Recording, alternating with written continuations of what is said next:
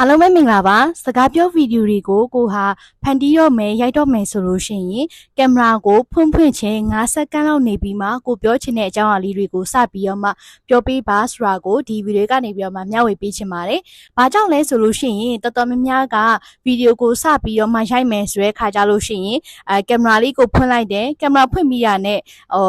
ရက်မနေပဲနဲ့ပေါ့နော်ချက်ချင်းတမ်းပြီးစကားပြောလိုက်တဲ့ခါမှာဆိုလို့ရှိရင်ကိုကဗီဒီယိုတီးဖြတ်တဲ့ခါကြလို့ရှိရင်အဲ့ညနာမှာတီးဖြတ်ဖို့ကနည်းနည်းခတ်သွားတယ်ပြီးတော့ဒီလက်ကြီးပါနေတဲ့အရာကလည်းကြည့်လို့အဆင်မပြေစေဘူးပေါ့နော်ကိုယ့်ရဲ့ဗီဒီယိုကိုကြည့်လို့မလှစေဘူးဖြစ်စေတယ်ဒါကြောင့်မလို့ကိုကဗီဒီယိုကိုစပြီးရိုက်တော့မယ်ကင်မရာကိုဖွင့်ပြီးဆိုတာနဲ့9စက္ကန့်လောက်ခဏလောက်နေပြီးကကြမှာပဲကိုပြောချင်တဲ့အကြောင်းအရာလေးတွေကိုစတင်ပြီးတော့မှပြောပေးတင်တယ်ပေါ့နော်အဲ့ဒါလိုမျိုးပဲဒီနောက်ဆုံးပိတ်ခန့်နီးမှာလည်းကိုပြောပြီးသွားတဲ့အကြောင်းအရာအားလုံးပြီးဆုံးသွားပြီဆိုတဲ့အခါမှာလည်းချက်ချင်းကင်မရာကိုတမ်းပြီးပိတ်တာမျိုးမလုပ်ဘဲနဲ့9စက္ကန့်လောက်ကိုဆက်ပြီးတော့မှ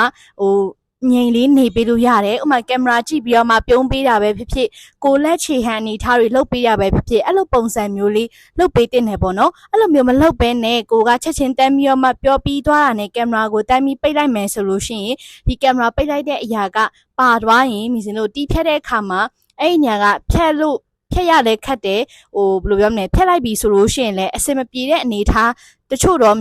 တချို့တော့နေရာတွေမှာဆိုလို့ရှိရင်တွေ့ကြုံရတတ်တယ်ပေါ့နော်ဒါကြောင့်မလို့ကိုကဗီဒီယိုကိုစပြီးရိုက်တော့မယ်ကင်မရာကိုဖွင့်ပြီးဆိုတဲ့အခါမှာ9စက္ကန့်လောက်လေးခဏလောက်နေပြီးမှပဲကိုပြောချင်တဲ့အကြောင်းအရာလေးတွေကိုစတင်ပြီးမှပြောပေးပါလို့မျှဝေပေးလိုက်ရခြင်းပဲဖြစ်ပါတယ်ဖုန်းနဲ့ဓာတ်ပုံနဲ့ဗီဒီယိုတွေကိုဘယ်လိုမျိုးအလွယ်တကူတိဖက်ရမလဲဆိုတာကိုမျှဝေပေးနေတဲ့မိစင်ပဲဖြစ်ပါတယ်ကျေးဇူးတင်ပါတယ်